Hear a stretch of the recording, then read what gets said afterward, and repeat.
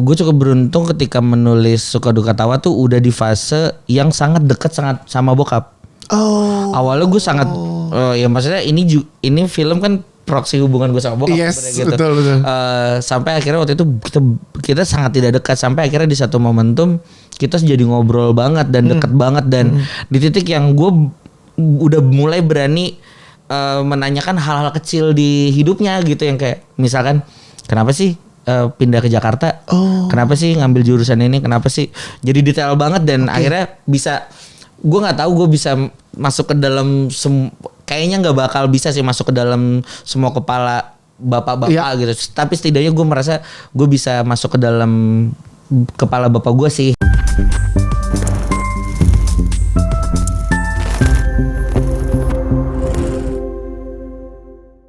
Assalamualaikum warahmatullahi wabarakatuh. Bersama dengan Dias Danar kembali di Bersinema.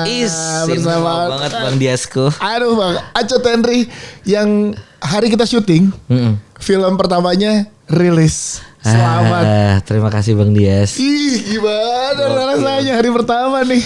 Ya seperti yang tadi gue bilang, gue deg-degan karena udah nggak terlalu deg-degan sebenarnya gitu, karena penantiannya panjang banget Bang. Soalnya kan Suka Duka Tawa itu jadi closing di JAV, which sebulan lalu. Sebulan lebih. Betul. Jadi kayak udah ngelewatin berbagai screen, promo, jadi kayak udah lumayan agak draining, tapi SCTT jelas masih ada gitu. Karena hari pertama paling menentukan ya. Karena di JAV tuh 6 Desember berarti penutupannya tuh di tanggal 6 Desember kan. 6 Desember. Aku tanggal 2 udah pulang soalnya. Iya, karena habis dari situ lari. Padat jadwalnya. Gak ada sih hari di Singapura sama Patra juga. Tapi thank you Bang Achot Henry udah kesini ke Bersinema. Ini season 3 dimulai dari episode lu. Gue bilang gue gak mau mulai season 3 kalau bukan Achot Henry. Keren. Gue gak tahu itu bener apa enggak, tapi gak apa-apa. Karena harus alfabetikal. Dari gitu. Ya benar. Gue membuka ini dan Suka Duka Tawa membuka sinema Indonesia. Itu di awal tahun ya di kan? 2026. Di 2026. Nah, gue sempat ngeh pada saat lo ke tempatnya Bang Radit. Oh ya. Iya kan? Saat ada Nazar yang dikasih ke Kacau. Ya karena sebelum ke Nazar itu gue pengen, jadi gue beruntungnya kebagian nge-MC presscon. Iya, aduh itu pencapaian gue itu. Lu bisa nge-MC-in. Gue selalu, gue punya koleksi foto lu nge-MC itu loh. Gue lupa itu akan gue upload nanti. Jadi Bang Achot pernah ketemu di gala premier film apa, gue lupa gitu ya. Dia bilang, gak bakal inget lah. Gue punya koleksi foto lu ya pas MC gala premier. Semoga pas film panjang gue lu yang MC. Iya. Dan alhamdulillah kebagian. Di presscon. Nah, padahal gue ditawarin itu 2 hari presscon dan gala premier. Nah, nyambung ke Nazar lu yang sama Bang Radit, karena di hari yang gala premier itu gue nggak bisa karena lagi nge-MC special show-nya Raditya Dika. Oh dia penyebabnya. Abang gila loh Bang ya. Itu jadi. Iya. Jadi pas kemarin, menarik juga saat 500.000 lo mau nge-MC acara. Wah, ini gue mau sharing juga nih jadinya kayak. Jadi gue tuh baru dari September lalu diajakin Bang Radit.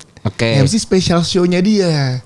Semua titik, Jakarta sampai luar kota. Banyak banget kan Bang? Banyak banget. Jakartanya 20 show. Di luar kota tuh ada beberapa kota yang udah dirilis nih. Kebayang. Nah itu emang deg-degannya beda banget maksud gue. Tapi lu dituntut lucu? Enggak, karena gue MC. Kan? Makanya MC aja. Iya, gue nanya ke Kang Soleh. Hamin 1 sebelum MC ketemu Kang Soleh di Pesta Pora. Kang Soleh, gue minta MC Bang Radit buat special show-nya dia. Gimana ya Kang? Kan penontonnya penonton stand up. Lah kan lu MC kan kerjaan lu katanya. Iya. Pasti enggak, dan mereka tidak menuntut lucu. Radit juga tidak menuntut lucu. Yang penting lu membawakannya dengan baik dan benar. Oh iya gitu. Deg-degan memang karena penontonnya beda. Betul, pasti. Dan gue baru tahu loh, ternyata sekarang berarti artinya lebih rapi. Bang Radit kan biasanya cuek banget dengan show-nya. Iya. Sekarang udah ada MC. Udah ada peningkatan itu berarti dari Bang Radit. Jadi selamat lo akan mendapatkan itu, karena gue yakin penonton dari Suka Duka Tawa bakalan banyak. Amin Bang, ya. Amin. Kalau 1 juta stand up kan? Aduh. Gue nge-MC stand up-nya. Aduh, tapi emang kayak gue baru kebayang, iya sih.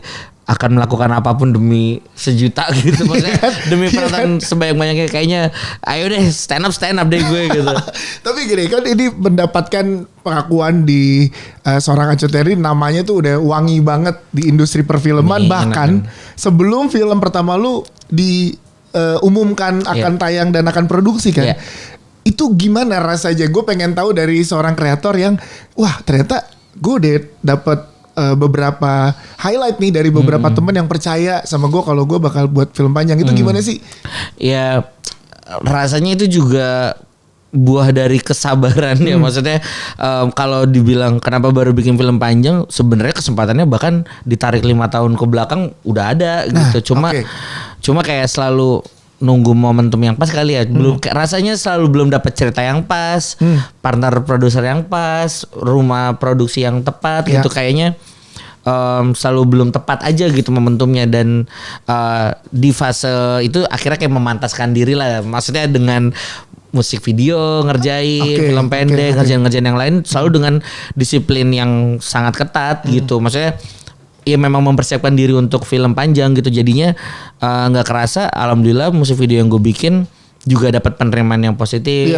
Film pendeknya juga, bahkan iklan juga gue selalu konsisten kan untuk kayak gue pengen semuanya mediumnya bercerita, apapun bentuk, apapun ini musik video, gimana, gue pengen bercerita karena gue mau latihan untuk bikin film gitu. Dan ya excitementnya tumbuh dan akhirnya ya sekarang tentu penonton punya ekspektasi tertentu kan dengan akhirnya dengan film panjang pertama. Dan ya hopefully sebenarnya nggak mau memusingkan itu sih Bang.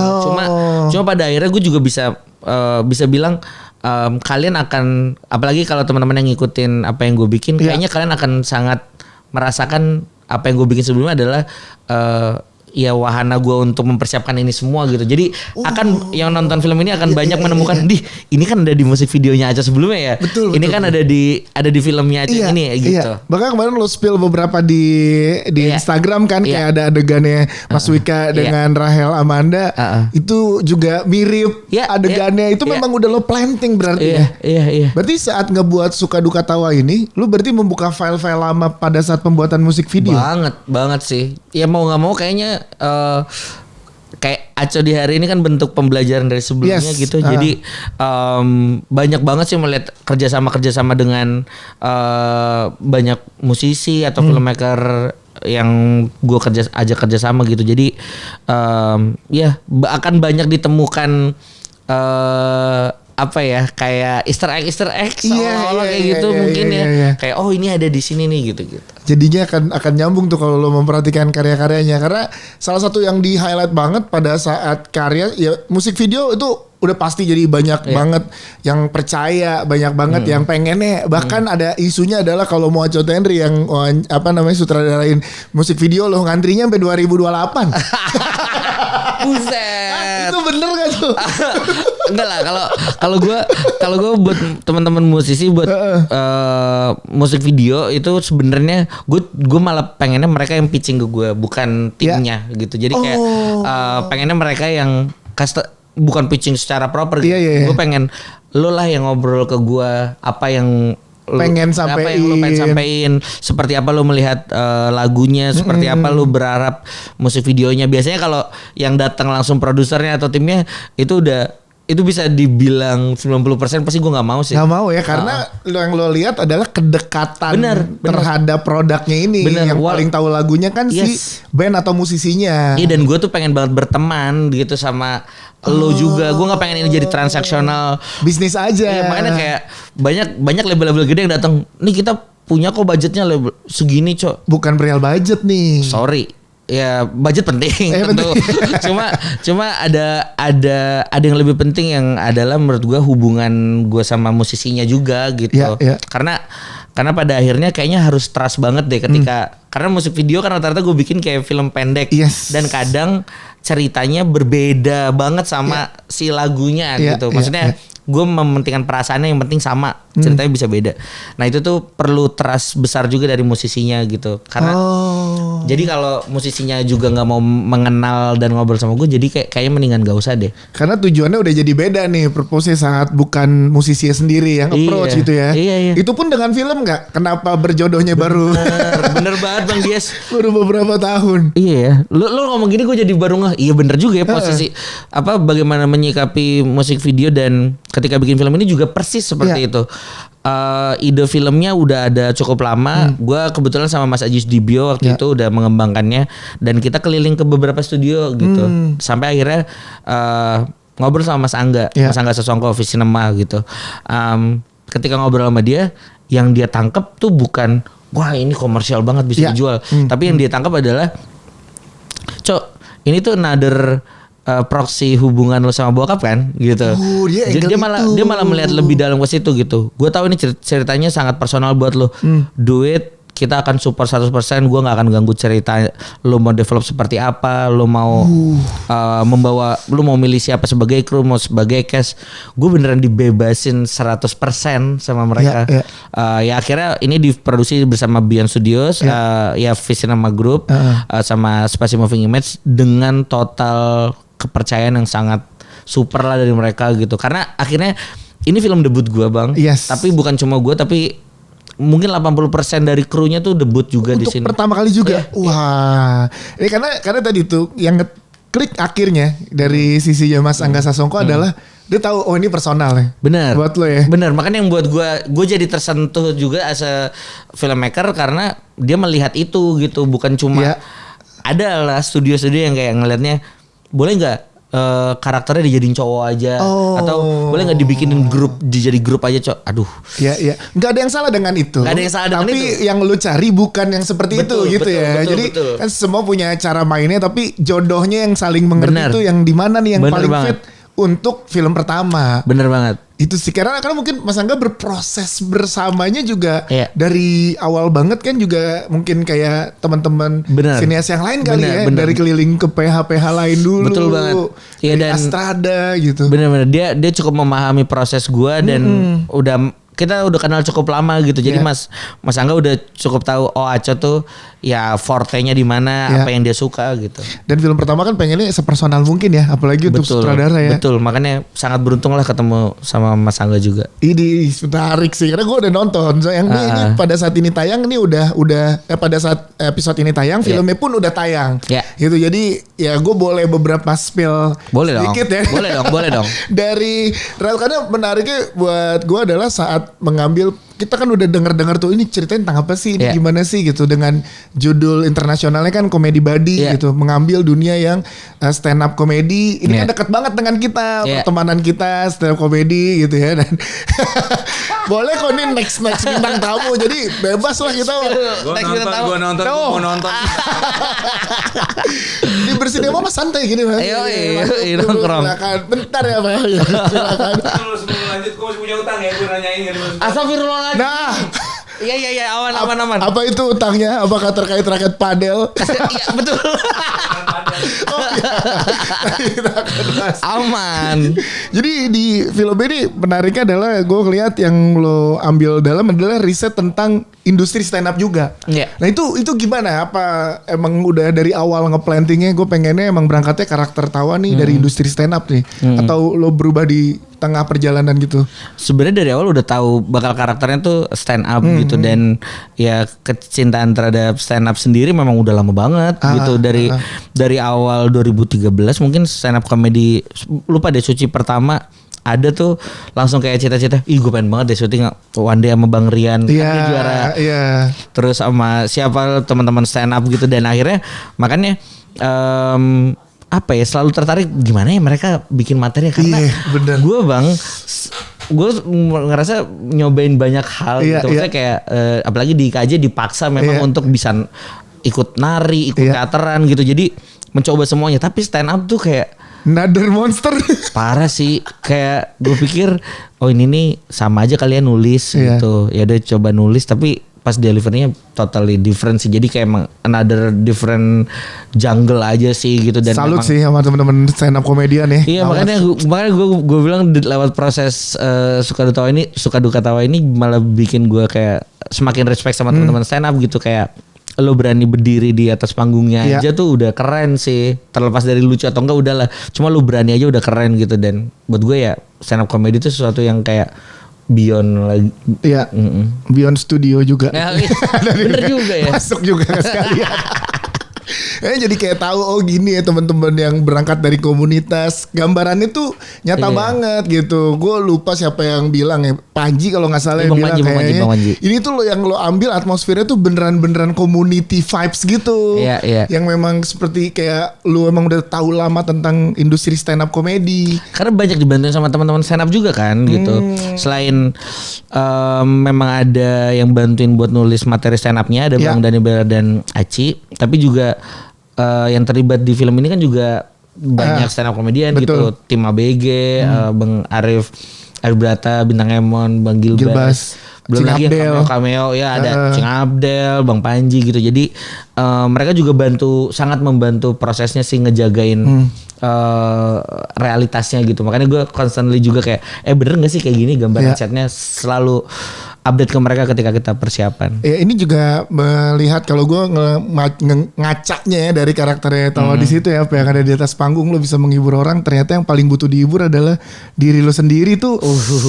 Kayak gimana nih gitu kan untuk kita yang suka tampil di depan gitu kan, kayak dulu siaran radio kan apapun yang terjadi di rumah lah saat lo on air orang pengen dengernya happy gitu, seneng gitu. Kan itu kayak Mas Dika juga, Randika Jamil partner kita di podcast Hancur, dia juga bilang gitu. Beban terberat tuh saat lo menghibur orang padahal diri lo tuh paling butuh dihibur. Nah, yang gue lihat di Tawa kan pergulatannya di situ tuh. Bener. Nah, keresahannya dia tuh berangkat dari apa sih yang paling lo lihat dari sosial? Makanya kok bisa sedalam itu? Iya, pertama pasti karena banyak ketemu sama teman-teman stand up itu sih gitu, kayak gue kadang ngeliat gila ya, background lu tuh gelap banget gitu, bisa yang kayak kalau nggak ada stand up bisa jadi kurir narkoba sih nih orang, atau kayak bisa jadi penjahat, tapi melalui komedi mereka bisa jadi menertawakan dan bisa jadi lebih objektif gitu in a way melihat masalah dan hidupnya, jadi mereka jadi bisa lebih waras menghadapinya gitu. Yang gue salut itu sih rata-rata mereka bisa, kondisi mereka semua rata-rata hampir di pinggir jurang yang nih sedikit lagi mereka tenggelam ke dunia yang gelap nih, tapi stand up karena komedi menyelamatkan. Iya, makanya itu sih apa magicnya komedi gitu, kayak itu bisa membuat lu melihat apa ya, bukan jadinya meremehkan sebuah masalah dan sebuah isu, tapi justru bisa jadi lebih duduk secara objektif sama masalahnya, bisa lebih berempati dengan kondisinya, dan itu nggak tahu ya, buat gue kemampuan yang sangat spesial gitu, bisa mengubah luka jadi tawa gitu, untuk membuat luka jadi apa ya, menjadi sesuatu yang kayak ya udah kita berdamai aja, itu juga udah spesial, tapi lu bisa ngetawain itu kayak another level lagi gitu. Makanya si Tawa ini karakternya memang stand up comedian atau komika ya, karena begitu kompleks ya, lu tahu ya itu gambaran kehidupan banyak orang kan. Tapi kan itu hal positif ya, cuma gue juga maksudnya ngomongin komedi juga banyak pisau bermata dua. Gue pun termasuk yang sering menggunakan komedi sebagai coping mechanism kan. Kayak misalkan lagi sedih atau apa, ya udah dikomediin. Dan banyak banget juga masalah yang timbul ketika misalkan lagi pacaran. Iya. Sering banget gue tuh ini kesalahan ya gitu ya. Tidak akan aku ulangi, wahai istriku dari masa depan nanti. Gitu, jadi kayak kadang bang kayak hal-hal kecil yang kayak misalkan sayang kita ngelukis yuk di Asta. Ngelukis. Ngapain, mending kita ke Gramet beli kanvasnya aja gitu. Buat gue tuh kayak apa sih lucu kayak bercandain lagi gitu, atau kayak kita ikut les masak ya yang ya ampun, les masak ngapain sih, mending beli aja nggak sih di apartemen aja kita masak kayak dan apa, itu kan fungsi komedi yang rasa malah jadinya menyakiti gitu, padahal harusnya malah bisa bikin kita lebih berempati gitu. Dan ada ketemu momen harusnya. Dan kayak gitu yang gue menyadari bisa menyakiti guys. Karena komedi-komedi yang ditawarkan di Suka Duka Tawa tuh bukan komedi yang lo anggap kayak sebegitu terbahaknya gue dapatkan, tapi adalah memang kedekatannya itu justru ternyata kalau gue dalam posisi itu boleh ya menertawakan hal-hal kayak gini gitu. Apalagi scene-scene yang romantis yang lo buat itu ternyata yang gue tidak pernah berencana dan nggak tahu, ternyata gue kepleting nangisnya saat di situ. Udah ada tuh, nggak tahu lo mengalaminya gimana, tapi gue scene bapaknya nyanyi sama anak. Kan gue punya anak cewek juga ya. Itu romantis menurut gue. Anak makin gede. Punya. Iya belum cerita sampai anak cewek baru anak cewek. Gue tahu ini, gue baru tahu lu. Enggak lu udah punya anaknya, gue kaget. Lu udah punya anak bang? Udah punya anak gue 2. Dua. Anak gue 8 tahun sama 6 tahun. Oke. Wah, sorry memproses dulu. Sorry. Baru tahu. Kira. Iya. Gue kira lu masih. Boleh lu punya anak boleh. Boleh. Jadi gue punya anak cewek yang udah 6 tahun kan. Nah itu adegan-adegan romantisnya menurut gue tuh bukan sayang-sayangan sama anak, tapi nganterin sekolah. Kan momen-momen yang gak bisa kebeli tuh, padahal cuma 10-15 menit gitu. Dan gue lihat di Suka Duka Tawa ada karaoke loh. Itu kayak gimana? Gue pengen tahu deh. Scene itu tuh gimana lo buatnya kok bisa nyanyi karaoke bareng di tengah mall. Dan itu malah jadi nyentuh banget. Iya. Itu jahat sih lo coba. Sebenarnya ada beberapa part di film ini juga yang kayaknya mencoba merespon. Gue seneng banget bikin musik video gitu. Kayak pengen deh ada satu part yang memang didedikasiin untuk musik gitu. Kayak spesial nyanyi gitu. Apa ya gitu. Dan waktu itu di momennya kayaknya kita udah punya banyak lagu untuk mewakili perasaan Tawa, perasaan ibu. Tapi apa ya lagu yang bisa mewakili bapak dan generasinya gitu, ya kan? Karena lagu-lagu yang gue pilih di film ini juga beda-beda era, gitu. Betul. Dan waktu di era bapak, apa ya lagunya gitu. Dan gue ingat betul waktu itu bapak gue juga sering ngeplay lagu ini, tapi gue nggak pernah tahu judulnya apa gitu.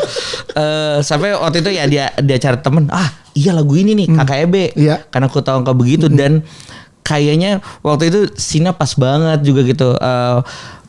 Di lagu itu muncul di bagian di babak di mana Tawa sudah mulai mencoba berdamai kan. Tawa sudah mulai tahu bapak begitu.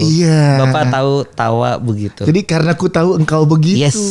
Karena ku tahu engkau begitu. Terus suara Mas Vika kan juga dalam gitu. Awalnya bagus banget mereka nyanyi kayak, "Woi, stop." Jangan seperti Indonesian Idol kalian. Gitu. Kalian seperti manusia biasa aja nyanyinya dong. Iya. Tadinya beneran. Iya tadi, woi keren banget. Jangan. Gue pengen ini kayak ya udah kayak ngomong aja bahkan pengennya gitu. Nggak usah terlalu nyanyi banget gitu. Karena itu momen canggung yang rasanya tuh. Iya. Karena canggung tahu dengan posisi gitu tuh, dengan lu tuh ya mungkin lu lebih paham karena lu punya kedekatan personal dengan cerita ini. Pun gue ngelihatnya ada juga kayak pokoknya isu sama bapak tuh memang kayak banyak dialami oleh anak-anak di era kita gitu. Betul. Dan itu kan momennya sebegitu pentingnya kan untuk Tawa, dan akhirnya di akhir lagunya itu adalah momen pertama kali Tawa manggil Keset dengan panggilan bapak. Iya, di situ. Dia mereka kaget gitu kan? Iya. Itu lo plantingnya, lo ngedesainnya gimana sih? Macam kan film 2 jam ya, 2 jam lo ngeplanting di awal udah kayak lo desain gak? Oke, di awal penonton harus merasakan A, sekian menit lagi penonton harus merasakan B, harus merasakan C. Itu udah emang grand design lo dari awal gak? Iya, makanya yang mungkin yang agak berat dari film ini adalah ketika gue belum pernah jadi orang tua kan, maksudnya tapi filmnya ngomongin sesuatu yang jelas ngomongin parenting gitu. Kenapa Tawa bisa behaviornya senyebelin itu di depan? Ya karena orang tuanya tuh gagal menciptakan lingkungan dan ngasih dia ekosistem yang membuat dia jadi anak yang ceria dan positif gitu. Ini anak malah jadi bercanda banget dan cenderung menyakiti orang-orang sekitarnya gitu. Iya, dan seakan nyebelin itu ya. Iya, tapi di makin ke pertengahan film kita makin memahami Tawa kenapa dia kayak gitu, karena ya ternyata dia punya trauma dengan bapaknya, dengan bagaimana ibunya juga nge-treat dia. Dan waktu itu tantangannya adalah gimana ya buat filmnya tetap bisa adil gitu. Kita ada di tengah film kayaknya ngerasa orang bapak gitu terutama kok jahat banget ya gitu. Makanya akhirnya keputusan besarnya adalah nge-switch point of view. Gitu, makanya kan di tengah kita berubah jadi ke point of view orang tuanya, bagaimana mereka menyadari iya kita ada salah ya, gitu. Jadi gitu sih akhirnya berkembang gitu. Tawanya juga berkembang, orang tuanya juga. Jadi proses berkembang. pendewasaannya terjadi di semuanya, nggak cuma Iya, di tawanya, iya, tapi juga iya. dari orang tua melihatnya Iya, seperti apa. Iya, walaupun sebenarnya bisa aja ya filmnya ngikutin tawa terus aja gitu. Betul. Tapi kok gue ngerasa jadinya filmnya bakal jadi sesuatu yang pesimis dan bitter. Gitu. Jadi kayak nggak ngewakili. Nah, makanya sedangkan dari awal pengennya ini jadi sesuatu yang penuh harapan, bisa jadi apa yang memantik obrolan untuk ya orang tua juga perlu ngobrol untuk kebaikan anaknya gitu. Iya, iya. Bukan cuma anaknya yang constantly nyari solusi gitu, tapi kita juga pengen lihat orang tuanya ngelakuin apa gitu. Jadi memang waktu itu tantangan ketika nulisnya itu sih. Karena kalau Masalah dari pandemi. karakter tawa seperti itu, kalau dari karakter bapak yang diperankan oleh Mas Wika yang sangat luar biasa ya. Kan pengambilan keputusan seorang bapak tuh memang keputusan tersulit ya. Iya. Peran sebagai suami iya, sebagai bapaknya iya. Iya. Itu pusing banget kan Ya ya. belum dia sebagai individual kan, Individunya dia juga. punya mimpi sendiri. Gitu. Iya, nah gimana awalnya pada saat lo nge-brief Mas Wika yang tadi lo bilang lo kan belum pernah punya pengalaman sebagai orang tua. Apa yang lo obrolin diskusi Iya. bersama Mas Wika sehingga Iya. Mas Wika bisa ngedeliver itu? Iya walaupun belum punya pengalaman sebagai bapak gitu, tapi gue cukup beruntung ketika menulis Suka Duka Tawa tuh udah di fase yang sangat dekat sangat sama bokap.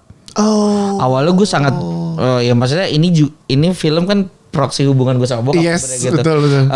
Sampai akhirnya waktu itu kita sangat tidak dekat, sampai akhirnya di satu momentum kita jadi ngobrol banget dan dekat banget, dan di titik yang gue udah mulai berani menanyakan hal-hal kecil di hidupnya gitu, yang kayak misalkan kenapa sih pindah ke Jakarta, kenapa sih ngambil jurusan ini, kenapa sih, jadi detail banget, dan akhirnya bisa, gue nggak tahu gue bisa masuk ke dalam kayaknya nggak bakal bisa sih masuk ke dalam semua kepala bapak-bapak gitu, tapi setidaknya gue merasa gue bisa masuk ke dalam kepala bapak gue sih gitu, dan ketika menulis akhirnya ya juga lewat situ sih. Akhirnya jadi kayak udah berbekal itu, dan tentu juga ngobrol sama Mas Wika gitu, dan Sudut pandangnya dia gimana? sudut pandangnya dia kayak gimana gitu, dan banyak ngobrol sama teman-teman gitu, nyari tahu gimana sih bokap lo gitu, apalagi generation gap gue sama bokap kan lumayan Iya. jauh gitu, jadi ada kecanggungan besar yang kayaknya itu dana utama filmnya gitu, tentang anak yang nggak tahu bagaimana caranya ngobrol sama orang tua, mau nanya hal yang intimate. Sebaliknya juga bagaimana kecanggungan orang tua nggak bisa ngungkapin cintanya ke anak. Gitu. Anak karena beda era kan, beda bahasa Iya. untuk mengungkapkan cinta ya. Bener. Dan makin kesini tuh isunya tuh makin gitu, dan kekhawatirannya apalagi kayak gua Patra Mas Dika kan anaknya Iya, cewek-cewek semua ya. mereka cowok semua, Oh, cowok semua malah. cowok semua. Gue doang yang punya anak cewek. Jadi oke. kayak di antara bertiga kayak ini gimana ya, anak-anak kita makin gede. Ada rasa sedih sih, cerita kayak kalau misalkan udah pergi, enggak aku mau di rumah aja lah. Udah mulai nggak mau diajak pergi nih. Iya, Gitu. iya. Padahal kita waktu kecil juga gitu ke orang tua gitu. Jadi kayak wah, dia mengulang pas gue nonton Suka Duka Tawa, kok kecanggungan itu terdeliver dengan sangat baik gitu. Makanya gue ngerasa kayak wah iya lagi. Karena bokap tuh beneran apa ya besar di lingkungan bokap Bugis gitu, dan di keluarganya waktu itu ya dia diajarin gitu, cowok tuh kuat, nggak boleh nangis, yang ekstrim banget lah. Iya. Jadi ya jadi menarik sih dengan gue yang sangat rapuh ini dibesarkan gitu, jadi kayak gue banyak sakit hatinya. Dan pada saat special screening ke teman-teman ke teman-teman penonton juga, siap banyak testimoni yang gue dapatkan mirip-mirip mungkin apa yang kita rasakan juga sebagai penonton. Itu pada saat masuk lo diajak seneng-seneng di awal, di akhirnya tanpa lo sadari lo berefleksi terhadap diri lo sebagai anak maupun sebagai orang tua. Itu kan personal banget ya. Dan lo sebagai sutradara merasa itu tercapai nggak dengan omongan-omongan penonton yang seperti itu? Emang yang lo harapkan nggak itu? Iya sih. Ya walaupun tentu tag-nya beda-beda gitu. Karena ketemu penonton yang usianya mungkin masih muda di bawah 20, ya mereka sangat relate dengan tawanya, tapi justru tawa dan persahabatannya ya. Bener. Oke. Tapi malah justru waktu itu yang nggak ketebak tuh malah yang umur 30-an ke atas gitu, yang kayak aduh karena mungkin teman-teman yang udah 30 ke atas udah melalui 2 fase tersebut. Iya, benar. Jadi kayak mereka ternyata mereka yang paling sedih ya nonton ini gitu. Karena udah jadi anak dan lagi menjadi orang tua Iya, gitu. iya, iya. Itu yang kayak oke. Nggak nyangka malah dia banyak orang tua yang gitu sih kena. Itu Cing sih. Abdel tuh yang nggak nyangka juga. Bilang apa? Cing Abdel bilang apa? Cok itu ya kalau Cing Abdel bilang Cok itu beberapa dialog Bu Cantik sama Keset Iya. nggak usah dengan adegan-adegan sebelumnya dipotong aja itu udah sedih banget sih Cok gitu gue ngerasa Iya, Cing, karena makasih, hubungan Cing. suami istri ini di kondisi anak saat udah gede, gue kan juga belum tahu tuh ya nanti gimana ya. Tapi itu juga jadi obrolan proses pendewasaan hubungan antara mereka juga kan. Iya, kayak Bang Panji bilang dia kan nanya gitu, Cok tebak gue nangis di mana? Di mana? Di part yang tengah ya Bang ya, yang Bapak minta maaf. Enggak, gue malah 15 menit pertama yang si Bapak dimarahin sama istrinya Iya, kayak lu kalau nggak ada duit nggak usah mimpi kejauhan. Iya. Malah di situ gitu. Jadi kayak titikannya beda-beda ya malah ya. Tergantung Gitu ke sih. trigger yang mana di real life-nya apa ya. Bener. Ini makin menarik sih saat lo udah bisa makin diskusiin setelah lo menonton nih. Apalagi kalau gue saraninnya coba 2 kali deh. Lo nonton sendiri dulu karena kondisinya lo sebagai Puas-puasin. iya puas-puasin gitu dan bersama partner entah itu Bener. orang tua apa pasangan bebas tapi jadi bahan diskusi Iya. untuk di depannya karena film yang menjadi bahan diskusi itu jadi menarik kan Iya, menurut iya. gua. Dan yang enaknya lagi karena lo kental juga dengan musik video banyak lagu-lagu. Nah kita ke lagu-lagu nih Iya. yang ternyata Iya. kan kita ngefans banget sama Bernadia. Oke. Wah, Iya. podcast Hancur tuh pernah sama Bernadia Ya? collab. Kok yang di acara. Iya yang di acaranya podcast Mas. Iya, gue tahu. Nah Bernadia itu duta tahu Sumedang Pak. Hah? Ih gak percaya. Dia kebanyakan makanan. Enggak deh, duta tahu Sumedang, duta wanita rambut sebahu, sungguh menarik dipandang. Wah, panjang banget ya. Iya. Itu dia. Dia udah segini deh. Udah sebahu kan rambutnya Iya. kan. Terakhir nonton dia udah segini kan. Iya, dan yang lo ambil dari lagunya Bernadia itu bukan lagu yang hits banget, tapi masa sepi. Ya itu kenapa? Gue pengen tahu. Oke, spesifik tentang lagu itu Lagu ya. itu dulu, iya. Masa sepi itu justru lagu terakhir yang masuk. Oh. Jadi waktu itu kita udah nonton offline-nya dan ya udah gitu udah ngerasa pas ya gitu. Tapi kenapa kayak ada sesuatu yang kayaknya masih kurang ya di Iya. satu nih di ending gitu. Apa ya gitu. Kita pasangin lagu kali ya karena ada montase yang panjang banget itu kan. Betul. Yang pas lagunya itu dan pas banget di babak itu di part tersebut itu tuh masa sepinya semua karakter kan. Iya lagi, bener. Iya, bukan dan- cuma tawa. Bukan cuma tahu sebenarnya, semuanya bukan cuma tawa. karena semuanya mencar. Iya. Ya kan dan waktu itu tahu udah entah kenapa emang belum tahu tuh lagu apa gitu tapi selalu pengen kayak masa kagak ada sih Bernadia nih Iya. di film pertama gue nih kita selalu ngomong maksudnya dia kan salah satu kolaborator yang sering aku kerjasama Iya. gitu jadi kayak aduh pengen banget ya ada lagu Nadia lagu pas banget nih ada lagu masa sepi langsung tuh waktu itu lagi ngedit langsung coba tempel deh wah pas Itu. langsung kirim ke Nadia Nat dengerin deh gitu bagus udah langsung ya udah Suka ya dia. Terus ada lagu Timur juga. wah timur lagi tuh Di Nader Timur tuh kan. panjang itu perjuangannya Pak Nah perjuangannya panjang deal ke di Adamsnya apa gimana? jadi di Adams itu terakhir kali mengisi soundtrack film itu Janji Joni Hah, itu terakhir konservatif itu. iya dan abis itu mereka nggak mau ada perpanjangan apapun dari lagu mereka dan waktu itu kan mereka emang vakum segala Iya macam betul. jadi gue juga belum tahu sih sampai hari ini alasannya apa sih mereka se eksklusif itu memang Oke. maksudnya I really respect that gitu Iya, dan iya, yang kayak mereka ya udah percaya dengan musiknya banget gitu dan waktu itu datang ke teman-teman di Adams pitching karena gue tuh kan terbiasa menulis dengan memang udah semua harus Iya. udah ada di skrip bahkan Iya. sampai lagu-lagunya gitu Oke.